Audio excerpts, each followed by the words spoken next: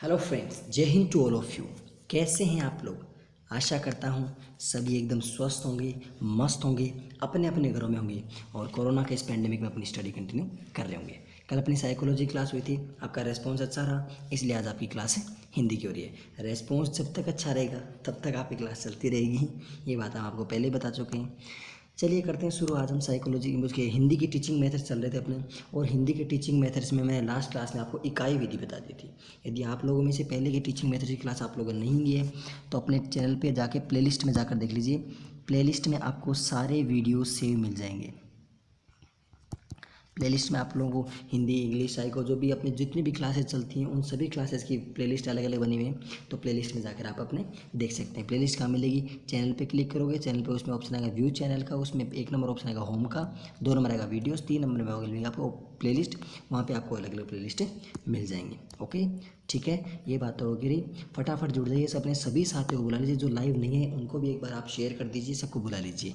करते हैं शुरू। आज अपनी विधि है, आज अपनी विधि है प्रत्यक्ष विधि। कौन सी विधि आज अपनी? आज हेडिंग लगा लीजिए प्रत्यक्ष विधि।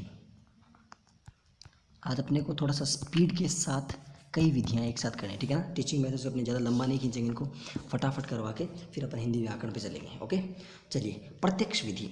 प्रत्यक्ष विधि, प्रत्यक्ष का मतलब क्या होता है? प्रत्यक्ष का मतलब हो जो आपके सामने हो, जो आपको दिखाई दे, जो आपके मतलब इन फ्रंट ऑफ यू, आपके सामने हो।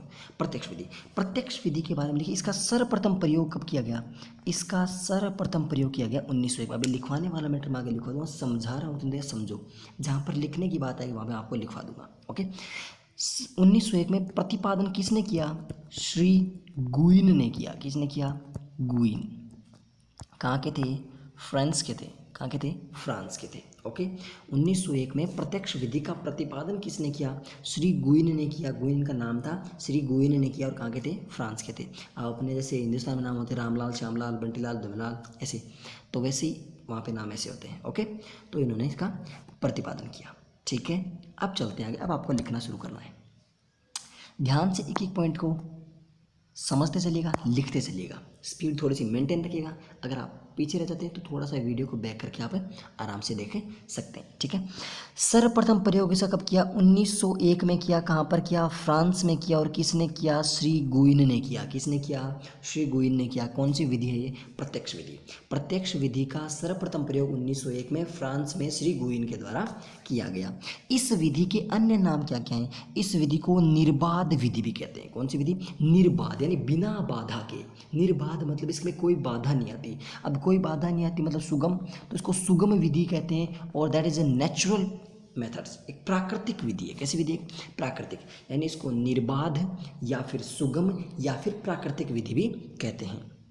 ओके, ध्यान समझिएगा कि सर्वप्रथम प्रयोग किसने किया? 1901 ईस्वी में फ्रांस में श्री गुइन ने इसका सर्वप्रथम प्रतिपादन, इसका सर्वप्रथम प्रयोग 1901 में फ्रांस में, और इसका प्रतिपादन किसने किया? श्री गुइन ने किया। अन्य नाम क्या क्या है इसको? इसको निर्बाध यानी बिना बाधा की विधि, या इसको सुगम विधि, या फिर इसको प्राकृतिक विधि कहते हैं। ठीक है, अब देखिए, इस विधि में मातृभाषा को बिना मध्यस्थ किए दूसरी भाषा का ज्ञान करवाया जाता है। एक तो क्या होता है कि मैं आपको मातृभाषा में, जैसे मान लो मैं हिंदी बोल रहा हूँ, फिर इसको आपको मारवाड़ी, आपकी जो मातृभाषा है उसमें बोल के आपको समझाऊँ, और समझाने के बाद फिर उसको करूँ। वो तो क्या होता है? मातृभाषा का सहारा लिया। लेकिन इसमें मातृभाषा का सहारा नहीं लिया जाता है, इसमें मातृभाषा को मध्यस्थ नहीं माना जाता, बिना मातृभाषा के। ध्यान रखना, बिना मातृभाषा के। प्रत्यक्ष से तो मातृभाषा का यूज ही नहीं आएगा, कहीं पे यूज नहीं आएगा। तो बिना मातृभाषा के उस भाषा का ज्ञान करवाया जाता है। कौन सी? किसी दूसरी भाषा का। जैसे मान लो मेरे को आपको इंग्लिश सिखानी है, तो इंग्लिश सिखानी है तो एक तो मैं इंग्लिश को आपको हिंदी के माध्यम से, मान लो मैंने इंग्लिश बोला राम इज़ गुड, यानी राम मतलब राम, इज मतलब है, गुड मतलब अच्छा, तो आपको आपकी भाषा में समझाया। लेकिन उस मातृभाषा का कोई प्रयोग ना करते हुए आपको डायरेक्ट उस दूसरी भाषा के बारे में बताया जाए, वो क्या होता है? वो आपका होता है प्रत्यक्ष विधि के माध्यम से। ओके, इस विधि में बातचीत एवं मौखिक अभ्यास द्वारा भाषा सीखी जाती है। यानी आपस में, प्रत्यक्ष मतलब आपस में बातचीत करते हो, आप एक दूसरे से बातचीत करते रहिए, बातचीत के माध्यम से आप इस भाषा को सीख जाएंगे। ठीक है, क्या क्या पढ़ा हमने इस बारे में? प्रत्यक्ष विधि का प्रतिपादन किसने किया? श्री गोयल ने। कब, कहाँ पर सबसे पहले यूज़ किया गया इसको? 1901 में फ्रांस में इसका यूज़ किया गया। इसको निर्बाध विधि या सुगम विधि या प्राकृतिक विधि भी इसको कहते हैं। इस विधि के माध्यम क्या होता है, बिना माध्यम, जो अपनी मातृभाषा को बिना मध्यस्थ बनाए कोई दूसरी भाषा सिखाई जाती है, और इसमें बातचीत एवं मौखिक अभ्यास के माध्यम से क्या होता है, दूसरी भाषा सिखाई जाती है। इतनी बात क्लियर समझ में आ गई। अब देखिए इस विधि के गुण और दोष की बात करते हैं। कोई भी विधि होती है उसके गुण और दोष होते हैं। तो सर्वप्रथम हेडिंग लगाइए, प्रत्यक्ष विधि के गुण या फिर इसकी विशेषताएं बोल दीजिए, इनको गुण बोल दीजिए या फिर इसकी विशेषताएं बोल दीजिए। Is that clear? चलिए अब इसके गुण या विशेषताएं देखते हैं अपन। चलिए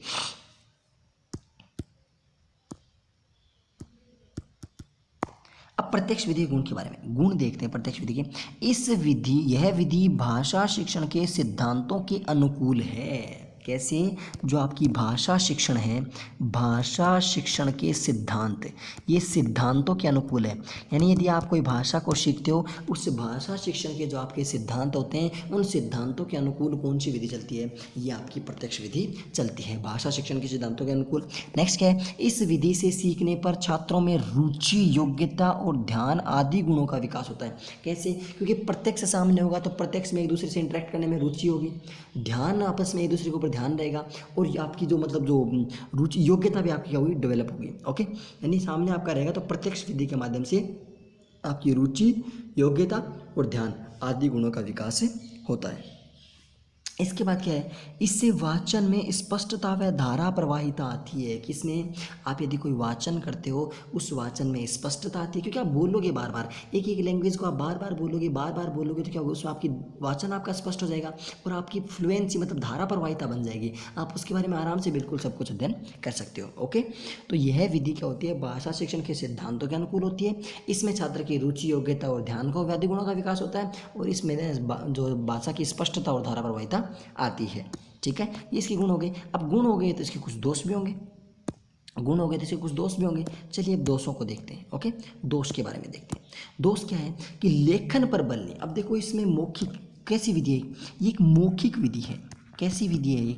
एक मौखिक विधि है और प्रत्यक्ष विधि है। तो मौखिक विधि है तो इसमें क्या होगा? इसमें लेखन नहीं होगा, लेखन पर बल इसमें नहीं दिया जाएगा। मौखिक विधि है तो इसमें लेखन पर बल नहीं देगा, और इसमें बोलना सिखाया जाएगा। तो व्याकरण कौन सिखाएगा?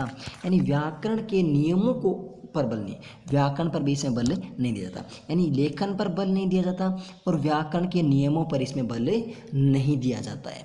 कौन सी विधि में? इस प्रत्यक्ष विधि में ना ही तो लेखन पर बल दे सकते आप, ना ही व्याकरण के नियमों पर बल दे सकते। आपको जितना मैं समझाता हूँ तब तक आप कमेंट छोड़ के चुपचाप अपना लिखिए, और जब मैं कुछ पूछूँ तभी आप कमेंट कीजिएगा, फालतू की चट्टाचट्टी मत कीजिए। ओके, ठीक है, सिर्फ दत्तचित होकर आराम से पढ़िए ताकि हम भी स्पीड से मेंटेन कर सकें। फिर आप लोग कहते हो कि हमारा मतलब लिखा नहीं जाता, साथ में नोट्स नहीं बनते। आराम से बिल्कुल साथ में नॉर्मल मैं पढ़ा रहा हूँ, आराम से स्टडी करते करते अपने नोट्स बनाइए। ओके, मात्र अभी आप नोट्स बना लीजिए, नोट्स बनाने के बाद अपना आपका पूरे नोट्स आपके हाथ में आ जाएंगे ना, तब एक मैराथन क्लास लेके आऊँ 2 या 3 घंटे की डेली एक, उसमें आपके सभी सब्जेक्ट के क्वेश्चन मिक्स में आएंगे और आपको क्वेश्चन करने हैं। ओके, ठीक है, चलिए आगे। मातृभाषा को बिना मध्यस्थ बनाए अन्य भाषा का संपूर्ण ज्ञान प्राप्त करना संभव नहीं है। यानी आपको कोई कह दे कि आपको बिना हिंदी सीखे, बिना हिंदी का प्रयोग किए आपको पूरी इंग्लिश सीखनी है, आप कोई चांस में नहीं सकते, कोई किसी हद तक नहीं सीख सकते। क्यों? क्योंकि आपको जब तक उसका मीनिंग नहीं पता होगा तब तक आप उसको कैसे करोगे? तो बिना आप मातृभाषा का सहारा नहीं लोगे तब तक आप दूसरी भाषा का ज्ञान पूर्णतः प्राप्त नहीं कर सकते। ओके, अब इस विधि को मैं पूरा फटाफट आपको रिकैपिचुलेट करता हूँ, पूरी की पूरी एक बार दोबारा समराइज कर देता हूँ। ओके, चलिए ध्यान से देखिएगा इस विधि को। पहले तो इनको हटा देते हैं ताकि अपने को पेजेस कंटिन्यू बेसिस पे मिलते रहे। ओके, हाँ, फिर एक नोट और लिख लीजिए, ये नोट लगाइए कि भारत में, नोट लगा लीजिए, भारत में सर्वप्रथम श्री टिपिंग ने, अब श्री तो इनका आगे लगाते थे कि हिंदी को नाम शुद्ध लेते हैं, ने बंगाल में, फ्रेजर ने बम्बई में और येट्स ने मद्रास में इस विधि को अपनाया। नहीं समझ आया? देखो मैं समझाऊँ।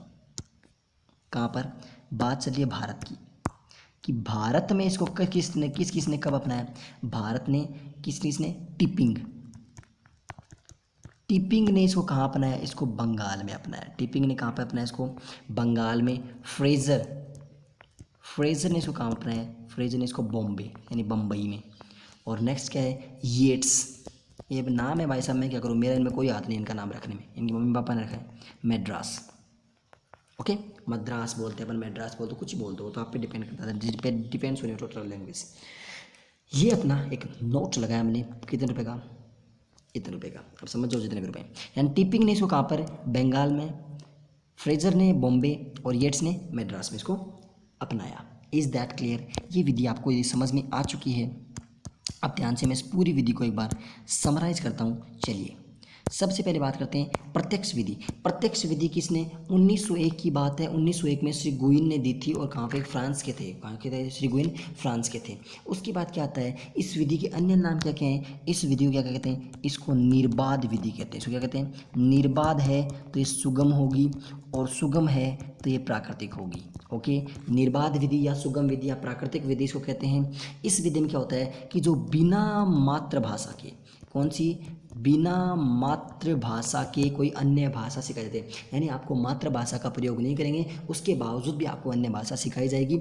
और इसमें क्या होता है, इसमें टोटल काम मौखिक होता है, मौखिक रूप से अभिव्यक्ति होती है, मौखिक रूप से और अभ्यास के द्वारा, practice and practice and practice, मौखिक रूप से और अभ्यास के द्वारा आपको इस विधि के बारे में बताया जाता है। ओके, नेक्स्ट आगे चलते हैं। भाषा सिद्धांत आपको बता दिया कि भाषा सिद्धांत, इसके बाद क्या है कि ये जो गुण है और इसकी विशेषताओं की बात करते हैं, तो यह भाषा सिद्धांत के शिक्षण भाषा के सिद्धांतों को पूरी तरह मानती है, भाषा के सिद्धांत। और इसमें क्या करते हैं, इसमें सीखने पर रुचि देते हैं, सीखने पर या फिर रुचि होती है तो उसमें इसको बढ़ावा देती है, सीखने में, रुचि में, योग्यता में, ध्यान में। इसमें वाचन में स्पष्टता आती है, जो आप बोलते हो, बोलने में, आपकी लैंग्वेज में, वाचन और अभिव्यक्ति में जो धारा प्रवाहिता बनती है और स्पष्टता आती है। दोष क्या क्या है इसके, इसमें लेखन पर बल नहीं दिया जाता, इसमें लेखन पर बल नहीं दिया जाता, और व्याकरण के नियमों को इसमें पालना, इसमें मतलब ध्यान नहीं दिया जाता। ये मातृभाषा को बिना माध्यम बनाए आप कोई अन्य भाषा सीख जाओ, ये बात आपकी जायज़ नहीं है। इसके बाद हमने नोट लगाया कि भारत में इसको कौन लाया, भारत में टिपिंग तो इसको बंगाल में, फ्रेजर इसको बॉम्बे में, और येट्स ने इसका मैड्रास में क्या किया, इसको प्रतिपादन, मतलब मद्रास में इसको संचालन किया। ओके, अब मैं फटाफट करता हूँ इसको क्लियर, आपने इतने नोट्स अपने लिख लिए होंगे। नेक्स्ट आप हेडिंग लगाइए, व्याकरण अनुवाद विधि और इम्पोर्टेंट स्टार लगा देना, 2-3, कितने, 2-3, कितने तो स्टार लगाना, 2-3 स्टार लगाना, व्याकरण अनुवाद विधि। और एक बात ध्यान रखिए, आप अपना पानी की बोतल साथ में लेके बैठे हुए हमेशा, ताकि शरीर में एनर्जी की कमी नहीं आए।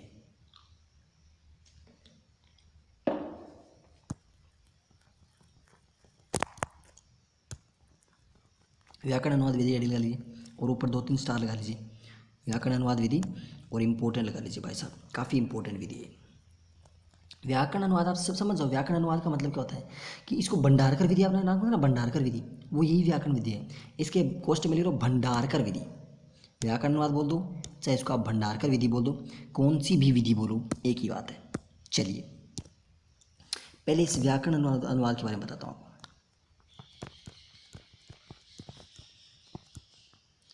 व्याकरण अनुवाद विधि, व्याकरण अनुवाद विधि को इसको भंडारकर विधि भी कहते हैं, इसका अन्य नाम लिख लीजिए, भंडारकर विधि या परंपरागत विधि, भंडारकर विधि या परंपरागत विधि या शास्त्रीय विधि, भंडारकर विधि या परंपरागत विधि या शास्त्रीय विधि, ये इसके 3 अन्य नाम हो गए। इसको कौन सी विधि को, व्याकरण अनुवाद विधि को भंडारकर विधि या परंपरागत विधि या शास्त्रीय अनुवाद विधि कहते हैं। इसके तीनों नाम समझ में आ गए, तीनों नाम क्लियर हो गए आपके।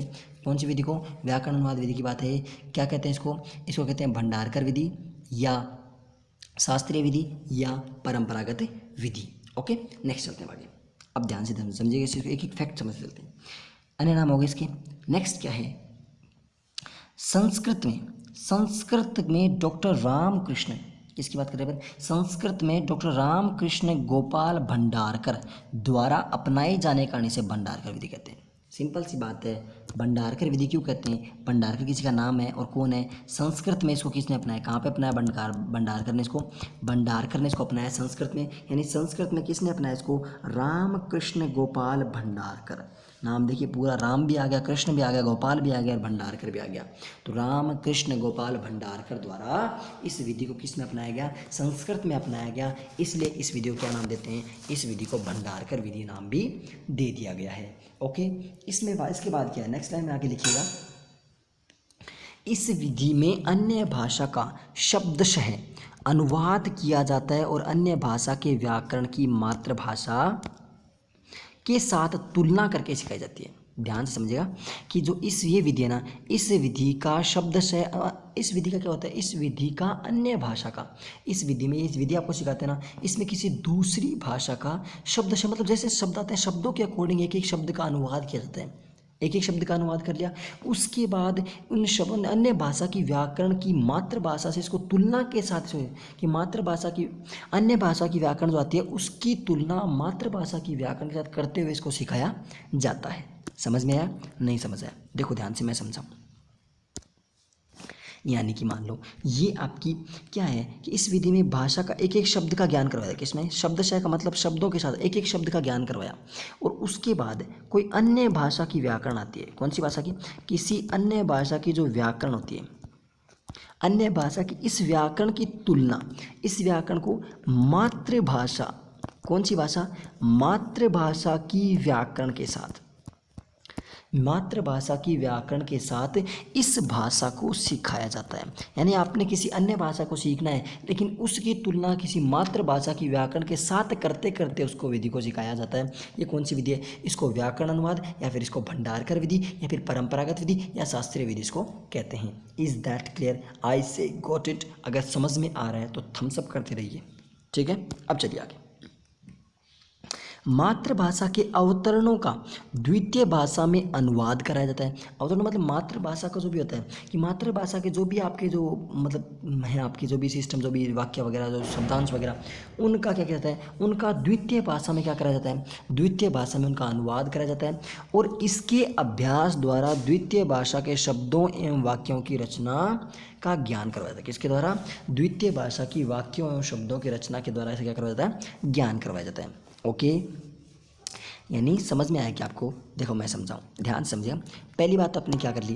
पहली बात ये कर ली कि इस विधि में अन्य भाषा के व्याकरण को मातृभाषा की व्याकरण के साथ, क्या आप लिख लीजिए पहली बार, अन्य भाषा की जो व्याकरण होती है उसको मातृभाषा की व्याकरण के साथ, मतलब भाषा सीखनी कौन सी है? सीखनी किसी अन्य भाषा की व्याकरण को है, लेकिन अन्य भाषा की व्याकरण को अपनी मातृभाषा जो होती है उसकी व्याकरण के साथ इसको कनेक्ट करके फिर आपको उसके बारे में सिखाया जाता है।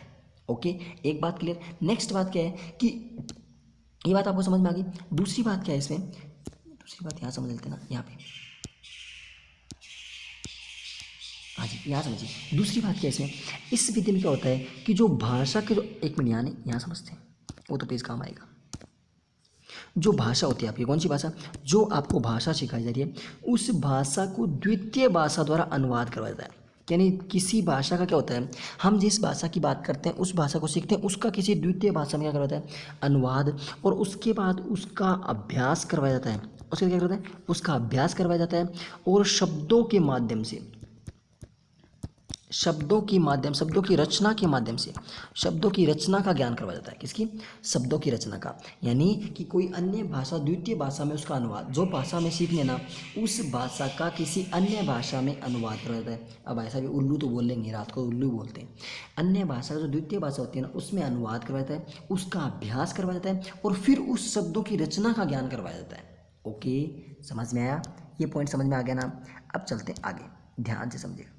उसके बाद नेक्स्ट बात आती है कि इस विधि, इस भाषा के कितने चरण होते हैं? इसके 3 चरण होते हैं, 3 भाषाएं, 3 प्रकार होते हैं इसके, कितने? 3 चरण होते हैं। पहला व्याकरण पाठ, दूसरा अनुवाद अभ्यास और तीसरा शब्दकोश का ज्ञान। ध्यान से समझिएगा, व्याकरण का पाठ करवाना, अनुवाद का अभ्यास करवाना और शब्दकोश का ज्ञान करवाना, यही तो ऊपर इन लाइनों में क्या लिखा हुआ है, ये देखिए यहाँ पर भी यही बात लिखी हुई है और पीछे वाला जो एक सेंटेंस ये मैंने बोला था इसमें भी यही बात लिखी हुई है। अब चलिए इस बात को इस शॉर्ट रूप में, इसके 3 चरण हैं। सबसे पहले आपको व्याकरण का पाठ करवाया जाएगा, जैसे सुंदरकांड का पाठ करते ना वैसे आपको व्याकरण का पाठ करवाया जाएगा। चाय पियोगे? लो पी लो। वो आपको उस दिन सुनाई थी ना, बस याद करते रहिए उस लाइन, उन लाइनों को। चलिए व्याकरण पाठ। एक बात बताऊँ आपको, इंसान कितना, देखो मतलब अपन बहुत सारे इंग्लिश के वर्ड ऐसे होते हैं कि अपन जैसे लाइन, हम बोलते हैं लाइनों को, अरे लाइन के आगे कहाँ से मात्रा, लाइन्स होती हैं लाइनों को, है ना। एक अपन बोलते हैं ना ऐसे, मतलब टीचरों ने पढ़ाया था, टीचरों ने, अरे भाई साहब टीचर्स होते हैं। मतलब बहुत सारे वर्ड्स अपन ऐसे होते हैं जो बोलते रहते हैं अपन, बेसिकली जो लोकल लैंग्वेज अपन निकलते रहते हैं। पहला व्याकरण का पाठ करवाया जाता है। व्याकरण का पाठ करवाने के बाद उसका अनुवाद करवा के उसका अभ्यास करवाया जाता है, और अभ्यास करवाएंगे तो आपका शब्दकोश का जो ज्ञान है वो आपका बढ़ता रहेगा। हिंदी भाषी क्षेत्रों में विशेष उपयोगी होती है विधि, ये नोट लगा के लिख लीजिएगा। यानी जो भंडारकर विधि है वो हिंदी, क्योंकि देखो व्याकरण का पाठ भी करवा दिया, अभ्यास भी करवा दिया और शब्दकोश का ज्ञान करवा दिया, तो हिंदी भाषी क्षेत्र है, फिर हिंदी भाषी क्षेत्र कैसा भी क्षेत्र हो उसमें काम में आएगी। तो हिंदी भाषी क्षेत्रों में विशेष रूप से प्रयोग होती है। भंडारकर विधि की इतनी बातें हो चुकी हैं, अब अपन जानेंगे भंडारकर विधि के गुण क्या हैं और भंडारकर विधि के दोष क्या हैं। इतने एक बार आप अगर नहीं लिखा है आपने तो इतना आप लिख लीजिए फटाफट और थम्स अप कर दीजिए।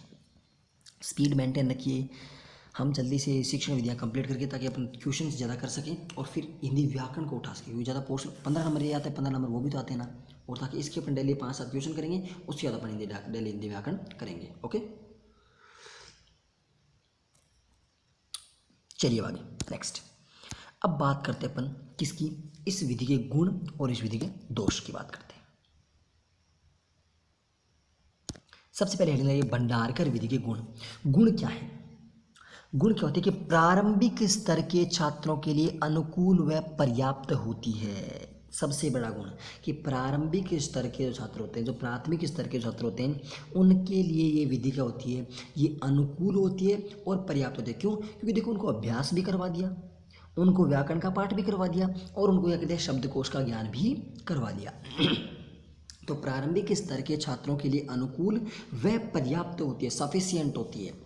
अल्प समय में भाषा का अधिक अभ्यास किया जा सकता है। व्याकरण का पाठ करो, उसके बाद जितनी अभ्यास आपको करना है, जितना अब यहाँ कर रहे हैं टीचिंग मेथड्स पढ़ रहे हैं अपन, टीचिंग मेथड्स पढ़ लिए, पढ़ने के बाद अपने जितने प्रैक्टिस करेंगे उतनी ज़्यादा अपने मजबूत होगा। तो क्या होता है, अल्प समय में अधिक अभ्यास किया जाता है। यदि समय कम लेकिन अभ्यास क्या होगा, अभ्यास ज़्यादा किया जाता है इसमें। ओके, इसमें कंठस्थीकरण की आवश्यकता नहीं होती है, क्योंकि देखो व्याकरण का पाठ करवाते हैं, अभ्यास करवाते हैं, अभ्यास के माध्यम से कंठस्थ का करने की जरूरत पड़ी, वो तो ऑटोमेटिक अपनी प्रैक्टिस में आ गया। जबकि छात्रों की अवबोधनात्मक शक्ति का विकास होता है, मतलब उनमें बोध करने की, ज्ञान करने की, सोचने की, समझने की क्षमता क्या होती है, विकसित होती है। कैसे? आपने व्याकरण का पाठ करवाया, उसके बाद आपने उसको अभ्यास करवाया, अभ्यास के माध्यम से अभ्यास के माध्यम से बच्चा रटेगा या फिर उसको समझेगा? अभ्यास कराओगे तो बच्चा डेफिनेट बात है समझेगा। तो इसके माध्यम से कंठस्थीकरण की आवश्यकता नहीं होती है, बल्कि छात्रों की अवबोधनात्मक शक्ति यानी उनको ज्ञान को ग्रहण करने की शक्ति क्या होती है, विकसित होती है।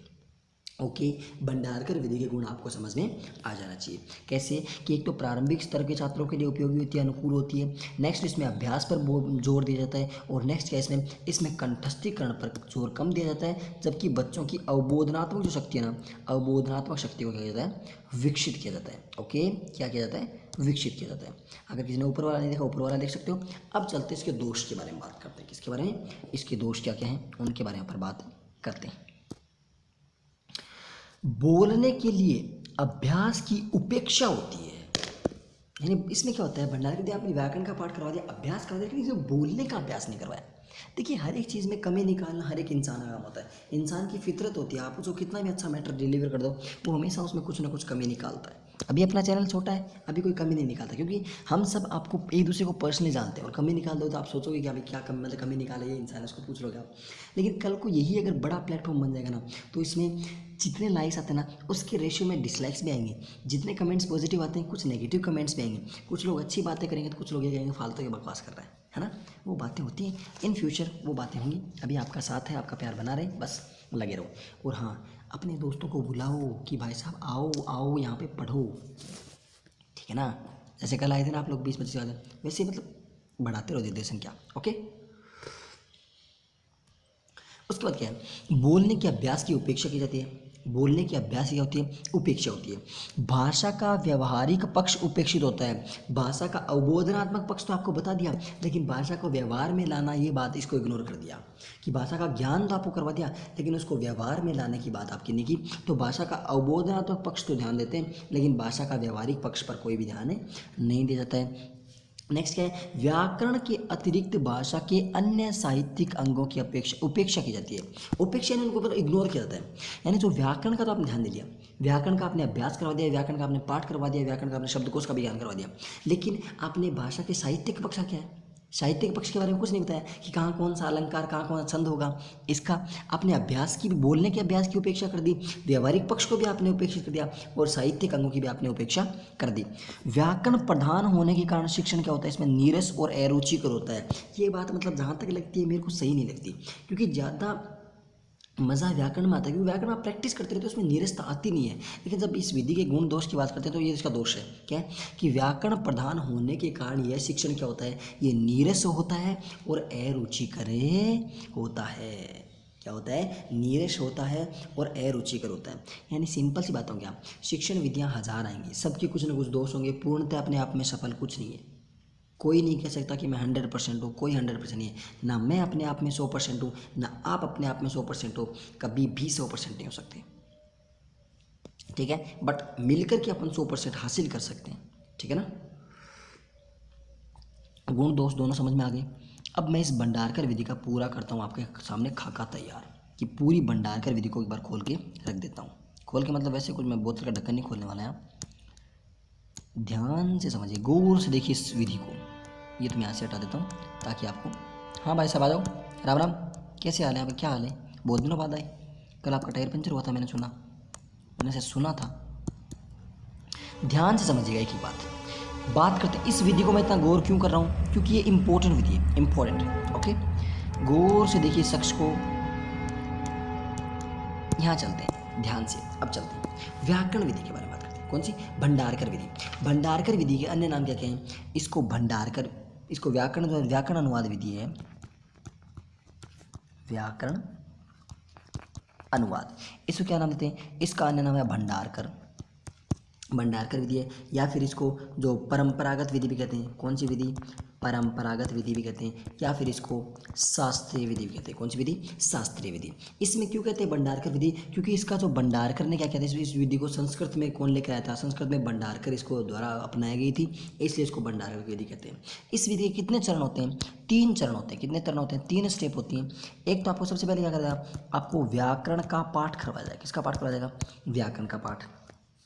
उसके बाद आपको क्या करवाया जाएगा, अनुवाद करवाया जाएगा उसका, और अनुवाद के बाद उसका करवाया जाएगा आपको अभ्यास, प्रैक्टिस करवाई जाएगी आपको, अनुवाद और आपका अभ्यास। फिर उसके बाद आपका शब्दकोश जो है ना, आपको शब्दकोश का ज्ञान करवाया जाएगा। किसका, शब्दकोश का आपको ज्ञान करवाया जाएगा। और ये विधि कौन सी भाषा के लिए, हिंदी भाषी क्षेत्रों के लिए उपयोगी होती है। कौन से क्षेत्रों के लिए, हिंदी भाषी क्षेत्रों के लिए उपयोगी होती है, ठीक है। नेक्स्ट इसके गुण और दोष की बात करते हैं। तो सबसे पहले अपन ने गुण की बात की। गुण की बात क्या क्या की, कि ये प्रारंभिक जो स्तर होता है, प्रारंभिक स्तर के विद्यार्थियों के लिए क्या होती है, अनुकूल और पर्याप्त होती है। नेक्स्ट क्या है, अल्प समय में आप अधिक ज्ञान प्राप्त कर सकते हो। आपको समय कम है लेकिन उसके बाद आप अधिक से अधिक अभ्यास कर सकते हो। और इसमें कंठस्थीकरण पर बल नहीं दिया जाता। किसमें, कंठी नहीं, कंठी कौन ला के देगा यहाँ पे, कंठस्थीकरण पर इसमें बल नहीं दिया जाता है। कंठस्थीकरण पर बल न देकर इसमें क्या कहते हैं, इसमें अवबोधनात्मक शक्ति विकसित होती है। कौन सी बुद्धि, अवबोधनात्मक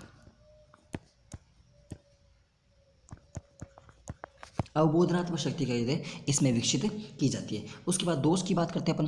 दोष की बात क्या है, कि हर एक इंसान में कमियां होती हैं, कोई ना कोई कमी निकालता रहता है। कल वो कहते, धोनी ने कहा था ना, MS धोनी ने, कि कल और यहाँ आएगा, कल कोई और मेरी जगह खेलेगा। वो बात है कि मैं पल दो पल का शायर हूँ, पल दो पल मेरी कहानी है, पल दो पल मेरी हस्ती है, पल दो पल मेरी जवानी है। तो वो बात है कि हम ऐसे क्रिकेटर को मिस ही करते रहेंगे हमेशा, धोनी जैसा कभी नहीं मिलेगा, ठीक है ना। इतनी बातें होगी। उसके बाद अपन नेक्स्ट कौन सा, इसके दोष के बारे में, कि दोष क्या क्या है इस विधि के। इस विधि के दोष ये हैं कि एक तो इसमें बोलने के अभ्यास की उपेक्षा की जाती है, बोलना नहीं दिया जाता इसमें। दूसरी बात क्या होती है, भाषा का व्यवहारिक पक्ष इसमें उपेक्षित होता है। नेक्स्ट क्या है, व्याकरण के अतिरिक्त जो अन्य भाषा, जो भाषा के साहित्यिक अंग हैं उनकी उपेक्षा कर दी गई। और इसमें व्याकरण प्रधान होने के कारण इसमें शिक्षण में क्या आती है, नीरसता आती है। और शिक्षण कैसा होता है, अरुचिकर होता है। कैसा होता है शिक्षण, अरुचिकर होता है। ये बातें आपके समझ में आ जानी चाहिए। अगर ये बातें समझ में आ गई तो थम्स अप कर दीजिए कि हमें भंडारकर विधि पूरे तरीके से समझ में आ चुकी है। अब आप नेक्स्ट अगली विधि पे चलिए। अब आप सोच रहे हैं मैं पेज मिटा क्यों रहा हूँ, तो भाई साहब मेरे को बार बार बोर्ड बनाना नहीं पड़ा, इसलिए मैं इसको मिटा रहा हूँ। ओके,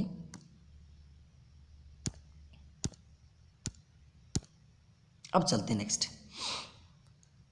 नेक्स्ट अपने हेडिंग है वो भाषा शिक्षण यंत्र या फिर उपकरण विधि। कौन सी, भाषा शिक्षण यंत्र या फिर उपकरण विधि। ओके, चलिए इस विधि के बारे में थोड़ा सा देखते हैं। ध्यान से गौर से देखिए इस विधि को। कैसे देखिए? गौर से देखिए इस विधि को।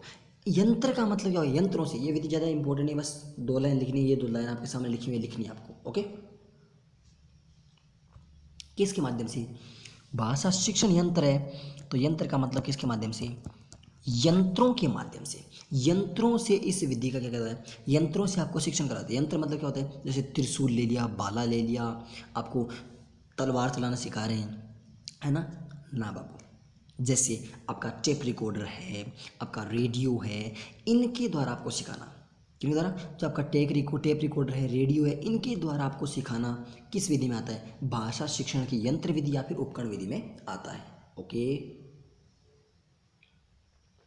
अब देखिए इसमें क्या होता है? इसमें जो बालक की आंख, कान, हाथ का सक्रिय प्रयोग करते हुए इसमें अनुकरण करके सीखता है। कि बालक अपने, देखो बालक सुनेगा टेप रिकॉर्डर से, तो इसमें क्या होगा?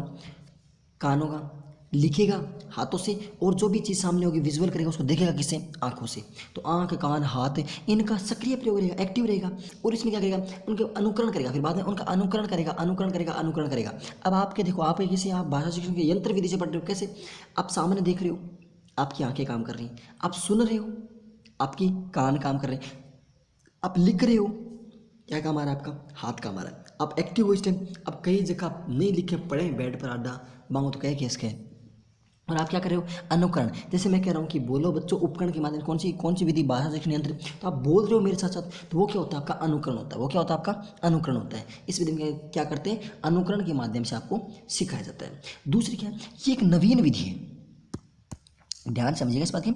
ये कैसी है? नवीन विधि है, लेकिन नवीन तो है लेकिन खर्चीली विधि है।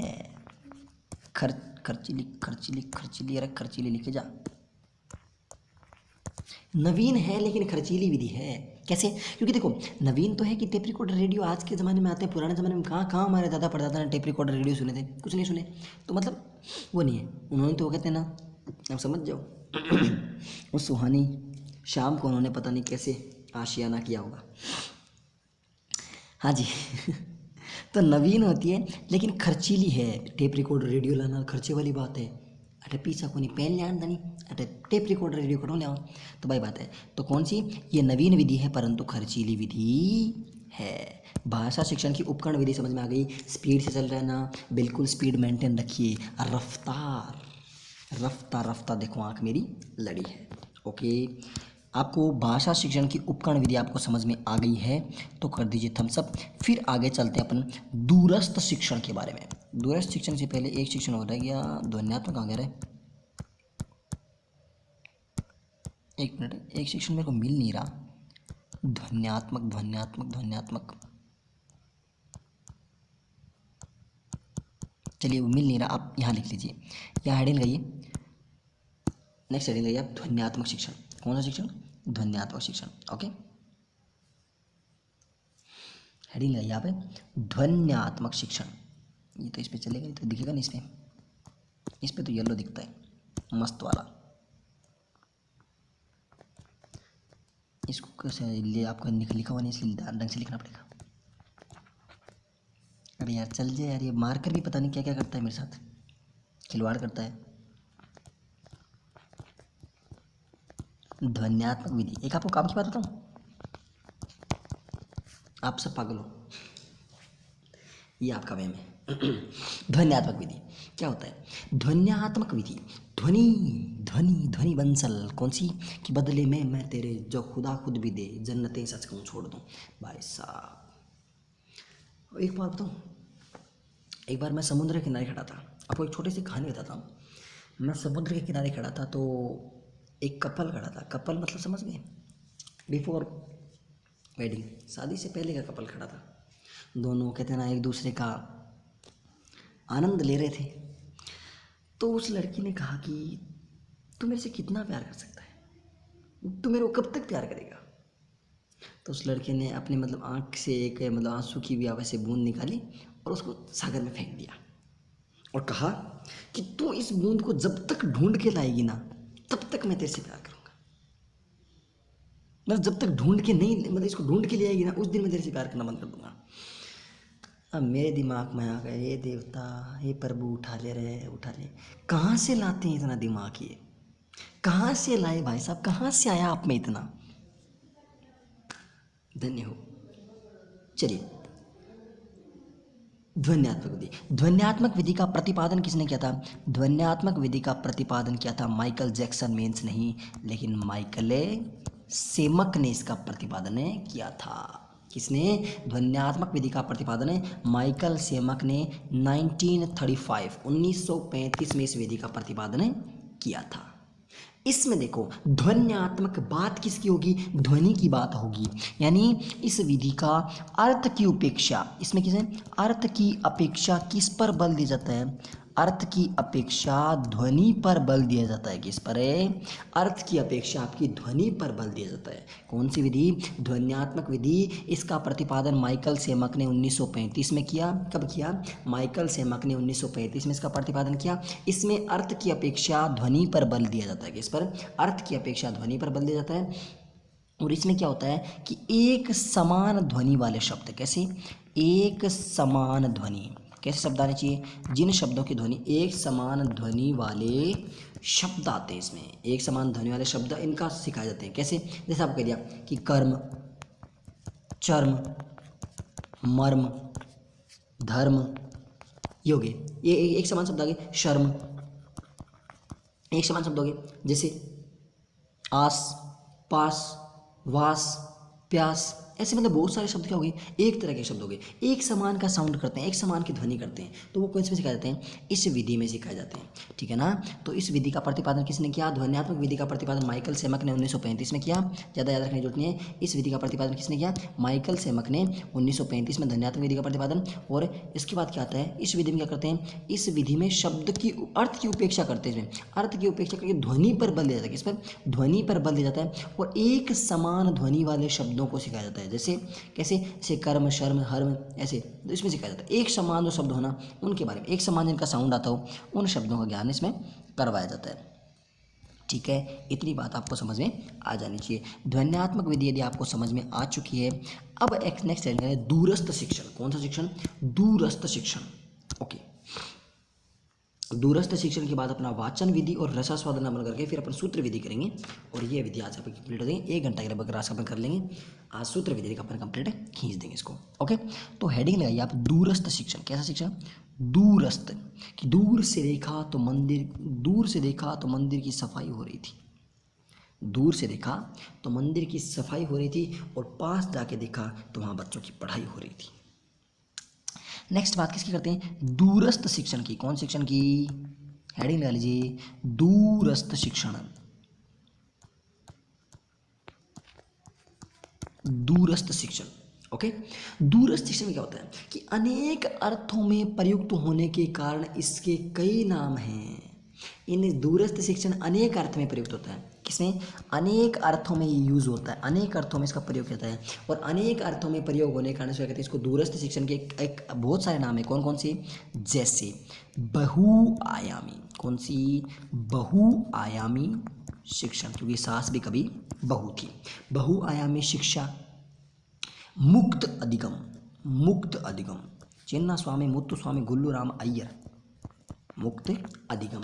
नेक्स्ट कौन सा? स्वतंत्र अध्ययन, फ्री फ्री फ्री, स्वतंत्र।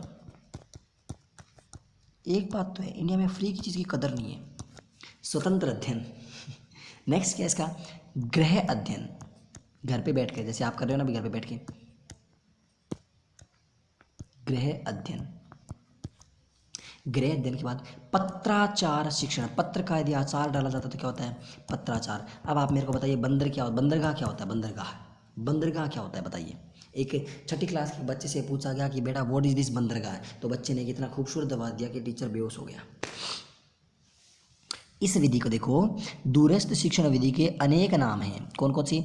इसको बहुआयामी शिक्षण कहते हैं, मुक्त अधिगम कहते हैं। बहुआयामी, मुक्त अधिगम, स्वतंत्र अध्ययन कहते हैं इसको, स्वतंत्र अध्ययन, गृह अध्ययन कहते हैं, और पत्राचार शिक्षण इसको कहते हैं। कौन शिक्षण कहते हैं इसको? पत्राचार शिक्षण कहते हैं। अगर इतना आपके समझ में आ गया है तो अब आप आगे की बातें जानेंगे। बंदरगाह किसे कहते हैं, देखिए ध्यान से। वैसे तो आप सब जानते हो बंदरगाह क्या होता है। हम उस बच्चे ने जवाब दिया था इतना, और बिल्कुल सही आंसर था उस बच्चे का, कि जहाँ पर बंदरगाह मचा जाते हैं। गाह मतलब रोड, रोड की दौड़ मतलब, अरे सब कुछ बिखेर जाना, है ना, उसको क्या बोलते हैं, उसको बोलते हैं बंदरगाह। अनेक अर्थों में प्रयुक्त होने के कारण इस विधि के क्या नाम है, इसके कई नाम है, जैसे बहुआयामी शिक्षा, गृह अध्ययन, मुक्त दिगम, पत्राचार शिक्षण और स्वतंत्र अध्ययन। ऐसे क्या है, इसके अन्य नाम हैं। अब नेक्स्ट एक डेफिनेशन लिखिए किसकी, बोर्जी होमबर्ग की। बोर्जी होमबर्ग ने इसका प्रतिपादन किया था, इसलिए आप डेफिनेशन लिखिए, इसकी परिभाषा लिखिए किसकी, बोर्जी होमबर्ग। अब करेंगे अपन होमवर्क का होमवर्क।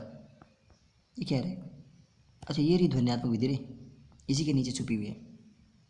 ये अगर आपने स्क्रीनशॉट नहीं लिया, इसका स्क्रीनशॉट ले लो पहले, ये लो। देखिए पहले ध्वन्यात्मक विधि से बता देता हूँ। प्रतिपादन किसे 19 माइकल सेमर ने, और इस विधि में इसकी उपेक्षा, मतलब इसके शब्दों की उपेक्षा बात आपको पूरी मैंने बता दी, कर्म वर्म इसे बारे में पूरी आपकी डिटेल में बता सकूँ। यदि आपने स्क्रीनशॉट नहीं लिया तो इसका आप स्क्रीनशॉट ले सकते हो। अब मैं अपन इसके बारे में, अब इसके बारे में बात करूँगा। ओके,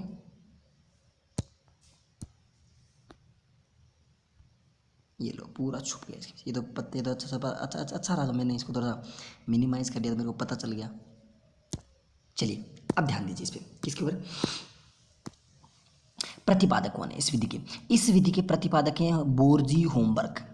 दूरस्थ, दूर जाकर के हमेशा होमवर्क ही होता है, दूर जाकर के हमेशा क्या होता है, होमवर्क ही होता है। कि शिक्षा के सभी स्तरों पर प्रचलित अध्ययन के विभिन्न प्रकार जो शिक्षक के तात्कालिक निरीक्षण में नहीं, उसे दूरस्थ शिक्षा कहा जाता है। किसे कहते हैं, दूरस्थ शिक्षा। जी के बोलिया, कौन पल्ले पड़ी, पल्ले पढ़नी को नहीं, क्यों पढ़ी पल्ले, पल्ले थोड़ी पाल लिया अपन, अपन मातंग गाल लिया। एक बार आप लिख लो पहले इस डेफिनेशन को, लिख लो पहले, काम किया करो पहले, छाप दो उसको। लिखते समय हमारा जो भी हम बात लिखते हैं ना, उसका 30% याद हो जाता है लिखते समय। बोर्जी होमवर्क की बात करते हैं कि दूर, बात हमेशा होमवर्क का कब होता है, दूर जाकर के होता है। कि शिक्षा के सभी स्तरों पर, शिक्षा के सभी स्तरों पर प्रचलित, शिक्षा के सभी स्तरों पर प्रचलित अध्ययन के विभिन्न प्रकार जो शिक्षक के तात्कालिक निरीक्षण में नहीं है, उसे दूरस्थ शिक्षा या दूरस्थ शिक्षण कहते हैं। क्या कहते हैं उसे, दूरस्थ शिक्षण कहते हैं। सोच के देखिए एक बार क्या कहा इसने, ध्यान से देखो, मैं बताता क्या कहा इसने, कुछ नहीं कहा इसने। इसने क्या बात कही कि क्या होते हैं जो शिक्षक होता है ना, शिक्षक, उस शिक्षक से दूर जाकर के क्या, यही बात हम बोलना कि शिक्षा के सभी स्तरों का अध्ययन, विभिन्न प्रकार की शिक्षण तात्कालिक, जो शिक्षक के तात्कालिक निरीक्षण में नहीं हो, शिक्षक की क्या हो, शिक्षक एक तो किसी चीज़ का निरीक्षण करता रहे, निरीक्षण में ना हो। जैसे मैं आपको पढ़ा रहा हूँ, मैं दूरस्थ शिक्षण करवा रहा हूँ, कैसे, क्योंकि आप मेरे मेरे पर्टिकुलर निरीक्षण में नहीं हो, आप मेरी आवाज़ सुन रहे हो, आप मेरे जो मैं लिख रहा हूँ वो आप लिख रहे हो, जो मैं समझा रहा हूँ वो समझ रहे हो। क्या मैं आप पे नज़र रख पा रहा हूँ, नहीं रख पा रहा। अब कोई हो सकता है अपने बच्चों को खिला रहा हूँ, कोई हो सकता है पढ़े पढ़े पढ़ रहा हूँ, कोई हो सकता है पेन पेपर लेके लिख रहा हूँ, कोई ये सोच रहा है पता नहीं कुछ ही सोच रहा है, कोई किसी सोना बाबू के साथ बात लगा हुआ है। तो वो क्या होता है कि आप मेरे पर्टिकुलर निरीक्षण में नहीं हो, उनमें नहीं, क्या निरीक्षण का अभाव है। तो क्या, कौन सा शिक्षण है, दूरस्थ शिक्षण। जब भी दूरस्थ शिक्षण की बात आए तो आप ये ध्यान रखिएगा, मैंने को आपको कौन शिक्षण करवाता हूँ, आपको मैं आपको दूरस्थ शिक्षण करवाता हूँ। और मैं कौन हूँ, मैं होमवर्क हूँ। कौन हूँ, मैं आपको होमवर्क देता हूँ, इसलिए मैं आपका होमवर्क हूँ। ठीक है, दूरस्थ शिक्षण का प्रतिपादन किसने किया था, बोर्जी होमवर्क ने। और शिक्षा के सभी स्तरों पर, शिक्षा जो अध्ययन के विभिन्न प्रकार, विभिन्न स्तर होते हैं, उनमें तात्कालिक निरीक्षण शिक्षक के निरीक्षण में नहीं होता है, वो क्या होता है आपकी, वो कौन सी होती है आपकी, दूरस्थ शिक्षा होती है। ओके, दूरस्थ शिक्षा। अब नेक्स्ट बात लिखिए आप, यदि यह प्रत्यक्ष शिक्षण नहीं है, प्रत्यक्ष कैसे है, मैं आपके सामने थोड़ी प्रेजेंट हूँ, मैं आपको महसूस कर रहे हो आप मुझे कि सामने ऐसे पढ़ा रहे हैं, मैं आपको दिख थोड़ी रहा हूँ। अगर दिखता तो फिर भी प्रत्यक्ष शिक्षण होता, बट अभी मैं आपको दिख भी नहीं रहा, दूरस्थ शिक्षण है। मैं आपके सामने वास्तव, अगर दिखता तो भी दूरस्थ शिक्षण होता, क्यों, क्योंकि आपके सामने वास्तविक रूप से तो नहीं होना, सिर्फ मतलब वैसे आपको महसूस, मतलब आप मेरे को, आप मैं आप पे निरीक्षण तो रख रहा हूँ, मैं आपको सिर्फ देख सकते हो आप मेरे को, ये रहा, ये थोड़ी ये गुरु जी वो बताओ, यहाँ थोड़ी इसको कौन कर सुना। तो अर्थात छात्रों और शिक्षकों के मध्य मौखिक शब्दों का संचार नहीं हो पाता। मैंने आपको, मैं यहाँ से बोल रहा हूँ, अब आप अपनी बात मेरे से पूछना चाहते हो, आप मेरी अपनी बात मेरे को समझाना चाहते हो, आप मेरे से मौखिक नहीं बोल सकते, आप नीचे लगे हो कमेंट सेक्शन में, क्या ऐसे ऐसे बताओ, ये नहीं है, ये नहीं है, ये नहीं है, ये नहीं है, ऐसे पूछ रहे हो ना, तो आपका मौखिक संचार नहीं और आपका लिखित संचार मेरे से हो रहा है।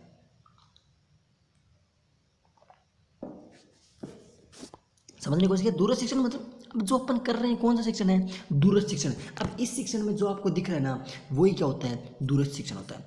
इस विधि में समस्या का समाधान स्वयं करना पड़ता है। अब आपके सामने कोई समस्या आ गई, मान लीजिए आपको नहीं समझ में आया कि प्रत्यक्ष का मतलब क्या होता है। अब प्रत्यक्ष का मतलब मैं तो आपको कमेंट किया लेकिन अब मैं नहीं ध्यान दे पाया इस चीज़ का, तो आपका क्या करना है, इस समस्या का आपको स्वयं ही इसका समाधान करना पड़ता है। ठीक है, तो दूरस्थ शिक्षण समझ में आया। यानी दूरस्थ शिक्षण में छात्र प्रत्यक्ष शिक्षण नहीं करता है, छात्र शिक्षक के मध्य कोई मौखिक संचार नहीं होता है, और इस विधि में अपनी समस्या का समाधान क्या करना पड़ता है, स्वयं करना पड़ता है। दूरस्थ शिक्षण यदि समझ में आ गया तो फटाफट थम्स अप मेरे को कर दीजिए, अंगूठा दिखा दीजिए कि ये लो आपका अंगूठा। दूरस्थ शिक्षण समझ में आया। अब अपन कौन सा शिक्षण कर रहे हैं, दूरस्थ शिक्षण कर रहे हैं। ओके, अगर दूरस्थ शिक्षण आपके समझ में आ चुका है तो आप थम्स अप कर सकते हो। फिर आप नेक्स्ट स्टडी कर लीजिए, रसास्वादन विधि। आप सोच रहे हो इतना स्पीड से क्यों चल रहा हूँ, मुझे व्याकरण खींचनी है और मुझे प्रैक्टिस ज़्यादा करवानी है। I focus only on practice. रसास्वादन कट गई रे, आ रही वाचन रह गई पीछे, सॉरी वाचन रह गई, पहले हेड था वाचन विधि। वाचन विधि, यदि वाचन विधि का अगर आपने रसास्वादन लगा लिया है ना, तो रसास्वादन का आप कितनी लाइनें, रसास्वादन लाइन लगाई होगी आपने, लगाई तो काट दो। वाचन विधि, वाचन विधि के बारे में देखते हैं। वाचन मतलब क्या होता है, इस विधि में शिक्षक विषय वस्तु का वाचन करता है जिसे आदर्श वाचन कहते हैं, तत्पश्चात छात्र उसका अनुकरण करते हैं, उसे आदर्श अनुकरण कहते हैं। त्रिगढ़ वाचन विधि में क्या होता है, आप इसको पहले एक बार समझिए। वाचन, वाचन में मैं वाचन करूँगा, मान लो मैं आपको पढ़ा रहा हूँ, मैं कौन सा वाचन करूँगा, मैं आदर्श वाचन करूँगा। शिक्षक की भूमिका निभा रहा हूँ, शिक्षक की भूमिका निभा रहा हूँ। शिक्षक क्या करता है इसमें, आदर्श वाचन कर रहा है, और आप मेरे पीछे पीछे बोलोगे तो आप क्या करोगे, अनुकरण वाचन करोगे। कौन सा वाचन करोगे, अनुकरण वाचन कौन करेगा, विद्यार्थी या फिर छात्र या फिर स्टूडेंट से करेंगे। बस यही वाचन शिक्षण है। अगर इसको इन शॉर्ट ऐसे लिख सकते हो, अगर फुल लेंथ लिखनी हो तो ये लिख लो, पूरा बड्डो चाहे तो ओ ले लो, छोटो चाहे तो ओ ले लो, थारे मन में आ जा कि ले लो। समझ गया कि वाचन विधि, इस विधि में शिक्षक विषय वस्तु का वाचन करता है, इसे आदर्श वाचन कहते हैं। शिक्षक जो वाचन करता है उसे आदर्श वाचन कहते हैं, और जो छात्र अनुकरण करते हैं उसे अनुकरण वाचन कहते हैं। त्रिगुण धा, बात समझ में आ गई। हाँ जी, बिल्कुल रफ्तार पकड़ी हुई है। सूत्र विधि कल करेंगे, आज अपन आज रसास्वादन कर छोड़ देंगे, रस का आस्वादन करेंगे कि मेरे तो गिरधर गोपाल दूजो न मोहे कोई, मोहे रंग दो ना लाल। कि कुछ तो बात है इन दो, इस ढाई अक्षर के प्यार में, कि कुछ तो बात है इस ढाई अक्षर के प्यार में, वरना गोरी राधा सांवले कान्हा की दीवानी ना होती। बोले गिरधर गोपाल नागर की जय। थोड़ा सा इसको इधर खिसकाते हैं, इसको मायने इधर मेलते हैं। हाँ जी, हम एक आपको किस्सा सुनाते हैं। एक स्कूल का एक बच्चा था, तो बदमाशी कर रहा था, तो दूसरा उसे कंप्लेन लेके आया, मतलब इंटर्नशिप की बात कर रहे हैं। कंप्लेन लेके आया, कंप्लेन लेके आके मेरे को क्या बोला कि सर ये मेरा डुक मेल रहा है। अब मेरे को पहले था हंसी कि डुक मेल रहा है, बोला हाँ डुक मेल रहा है, बोला हाँ डुक मेल रहा है, वो डुक मिलवा ले। फिर इसके वापस डुक मेल लेंगे, हाँ बोला हाँ इसके डुक मेल लेंगे, ठीक है डुक मेल लेंगे, है ना। तो वही बात है कि सर ये मतलब यहाँ पे तावड़ा पड़ रहा है, तो ठीक है भाई तावड़ा पड़ रहा है। तो यार एक होती है बच्चों की, क्या करते हैं कि मतलब छोटे बच्चे से ना पहली दूसरी क्लास के, वो क्या करते हैं, आप जब जाओगे ना स्कूल में जब पहली बार, तब देखना क्या करेंगे कि बस क्लास चल रही, टीचर सीरियस होकर पढ़ा रहा है, कैसे कबूतर रटवा रहा है बिल्कुल ज़बरदस्त तरीके से, और अचानक से कोई नन्हा सा मासूम सा चेहरा खड़ा होकर अपनी छोटी वाली अंगुली को ऊपर कर देगा कि सर जाऊँ क्या। अब टीचर नहीं बैठ जा चुपचाप, थोड़ा सा दोस्त। अब बच्चा 1 मिनट बैठ जाएगा, वापस खड़ा होगा, वो सर जाऊँ क्या, बोल नहीं बैठ जा, वापस बैठा दिया। फिर तीसरी बार वापस खड़ा होगा, बोल सर जी गाड़ी लग रही है, जोर से लग रही है, गाड़ी लग रही है, अब मैं जाऊँ क्या। अब टीचर सोचा गाड़ी गुड़ी लग रही है, गाड़ी लग रही है, ट्रक लग रही है, पता नहीं क्या क्या लग रहा है, तो एक काम कर तो निकल यहाँ से, है ना, निकल जल्दी, क्योंकि वरना तो गाड़ी पता नहीं और कुछ लग जाएगी। चलिए अब बात करते हैं रसास्वादन की। रसास्वादन लिख लीजिए, जैसे नए लिखना भूल गए हैं हम, रसास्वादन। रस का आस्वादन करना। कविता शिक्षण, कविता कौन सी? अपनी पड़ोस वाली। कविता शिक्षण में मुख्यतः इसका प्रयोग किया जाता है किसमें? रसास्वादन का प्रयोग किसमें किया जाता है? कविता शिक्षण में प्रयोग किया जाता है। अभी हम आपको एक कविता सुनाएंगे, उसका रसास्वादन, आपको रस की अनुभूति करवाएंगे और फिर आपको बताएंगे कि रसास्वादन क्या होता है। कविता का सस्वर भावानुसार वाचन किया जाता है ताकि छात्र आनंद की अनुभूति कर सकें। इसे उपसंहार विधि भी कहते हैं। ध्यान से समझिए क्या होता है रसास्वादन, यानी जो आपकी कविता होती है, पहले एक बार यार लिख लीजिए, एक तो लिखना जरूरी है कि रसास्वादन विधि में से कविता का सस्वर भावानुसार वाचन किया जाता है। कैसे? सस्वर वाचन, लेकिन किसके अनुसार? भाव के अनुसार वाचन किया जाता है ताकि आपको आनंद की अनुभूति कर सको। क्या? किसकी अनुभूति कर सको? आप आनंद की अनुभूति कर सको। और इस विधि को क्या कहते हैं? इस विधि को उपसंहार विधि कहते हैं। किस विधि कहते हैं? उपसंहार विधि। और किसमें? ये पद्य शिक्षण या कविता शिक्षण में प्रयोग होती है। किसमें? पद्य शिक्षण या कविता शिक्षण में। चलिए हम समझाते हैं, ध्यान से देखिएगा। पद्य या कविता शिक्षण में इसका प्रयोग होता है। रस प्लस आस्वादन, रस का आस्वादन, रस का भोग किया जाता है, रस आपको होना चाहिए। और इसको कहते हैं? इसको उपसंहार विधि कहते हैं। कौन सी विधि? उपसंहार। और जो आपकी कविता होती है इसका क्या कहते हैं? इसका आदर्श वाचन करते हैं। और किसके अनुसार? भाव के अनुसार करते हैं। उचित लय गति के अनुसार होना चाहिए, यानी भाव होना चाहिए। यदि आप में वीर रस आ रहा है, जैसे कि अरे घासरी रोटी ने जद बन बिलावड़ो ले भाग्यो नानो सो अमर्यो चीक पड़ो राणा रो सोयो दुख जाग्यो हूँ लड़ो घणो हूँ सयो घणो में वाड़ी मान बचावन ने हूँ पाच नहीं राखी रण में बैरिया रो खून बहावन। याद करूं हल्दी काटी नैना में रक्त उतर आवे सुख दुख रो साथी चेतकड़ो सुखी सी हो गए जगा जावे, है ना। तो वो क्या है वहाँ पे? वो वीर रस का हो रहा है कि महाराणा प्रताप किसकी बात कर रहे हैं, वो बात आपको मैं बहुत बार सुना चुका हूँ। अगर इसी को मैं दूसरे रूप में डालूँ, किसमें? जो जो कि लोग कहे मीरा भई बावरी, सास कहे कुल नासी रे, जहर पियाला राणा भेजा पीवत मीरा हंसी रे। तो इसमें कौन सा हो रहा है? इसमें आपका भक्ति रस हो रहा है, करुणा रस हो रहा है, भक्ति रस की बात आ रही है। ओके। और जैसे इसी के साथ अगर वो तीसरी आपकी हरिवंश राय बच्चन की कौन सी मधुशाला, कि मंदिर मस्जिद लड़वाते हैं मेल कराती मधुशाला, बनी रहे वो अमर लताएं जिनसे बनती मधुशाला, और बनी रहे वो स्वर्ण माटी जिससे बनता मधु का प्याला।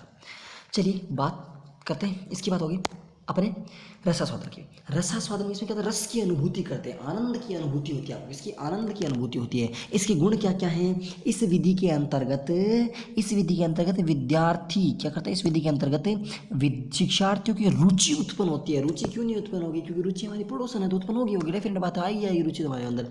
हाँ जी, ये एक बार कोई, चलिए छोड़िए इस बात को। हाँ जी आगे चलिए, थोड़ी सी ज़्यादा हो जाएगा यार। इस विधि के अंतर्गत शिक्षार्थियों की रुचि उत्पन्न होती है। किसकी उत्पन्न होती है? रुचि उत्पन्न होती है। और इसमें क्या होता है? इसमें भावनात्मक प्रवृत्ति का विकास होता है। कौन सी प्रकृति का विकास होता है? भावनात्मक प्रवृत्ति का विकास होता है कि आपकी भाव की अनुभूति होती है। अब जैसे मैंने आपको वीर रस बताया तो आपकी वीर रस की भाव उत्पन्न हुआ। एक आपको मैंने करुणा रस बताया तो आपको करुणा, मैंने आपको प्रेम रस बताया तो प्रेम रस, यानी श्रृंगार रस बताया तो श्रृंगार रस की अनुभूति हुई।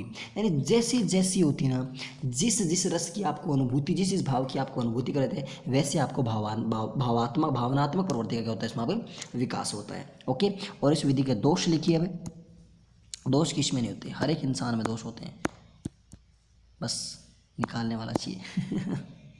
दोष क्या होते हैं? शिक्षण का मूल अर्थ गौण हो जाता है।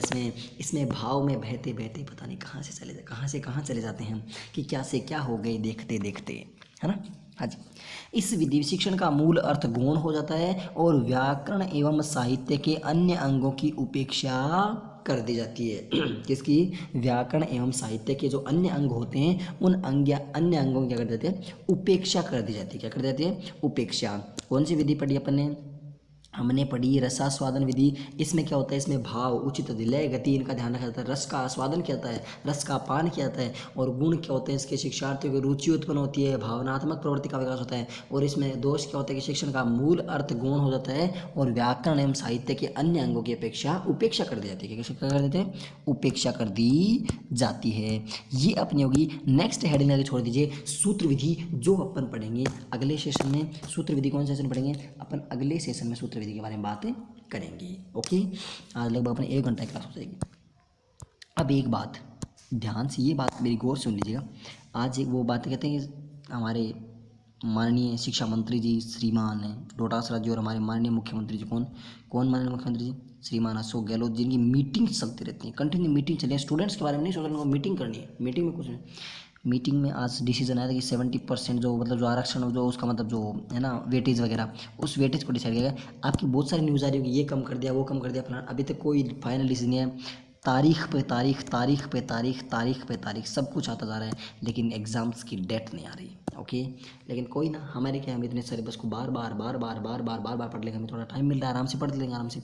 तो फालतू के भ्रम भ्रम में भ्रम मत पालो, शेर पालो, कुत्ता पालो, वहम मत पालना कभी भी। जो भी ऑथेंटिक न्यूज़ आई, कैसी न्यूज़ है, ऑथेंटिक न्यूज़ आएगी सबसे पहले, सबसे फास्ट और विद ट्रू प्रूफ आपको इस चैनल पे आपको प्रोवाइड करवा दी जाएगी। तो हमारे साथ stay be connected, stay be safe and stay at your home in corona pandemic. Okay, और एक बात बता दें आपको पहले ही, ये बीमारी बहुत ही ज़बरदस्त तरीके से बढ़ रही है, तो कृपया करके ध्यान रखना, बहुत ज़्यादा बढ़ रही है बीमारी। भारत सेकंड नंबर पे आ चुका है, बस अब अमेरिका सिर्फ अमेरिका आगे रहा है हमसे, और ज़बरदस्त तरीके से बढ़ रही है, तो इसका ध्यान रखना। आज हमने बहुत सारी विधियाँ पढ़ी हैं, अगर आपको समझ में अच्छा लगा है तो आपको वो होता है करना है, क्या करना है, करते तो नहीं हो, फिर भी आपको बताते हैं। वीडियो आपको लाइक करना है, शेयर करना है, शेयर क्या करो, अपने साथियों को जोड़ो यार, और चैनल पे यदि आप नए हो तो सब्सक्राइब करना। यदि कोई डाउट हो, कुछ भी बात हो, तो आप कमेंट सेक्शन अपना खुला है, कमेंट कर सकते हो किसी भी विषय से संबंधित जो भी बात आपको। और उसके अलावा यदि आप समझ लो, सब्सक्राइब करवा दो, सबसे सबको जोड़ो क्या भाई, तैयारी करनी है। ओके, मिलते हैं अगले सेशन में, तब तक के लिए अपना ध्यान रखिए, अपने घर वालों का ध्यान रखिए, कोरोना पेंडेमिक में अपनी और अपनी सरकार का सहयोग कीजिए। वंदे मातरम, जय हिंद, जय Bharat, thank you for watching.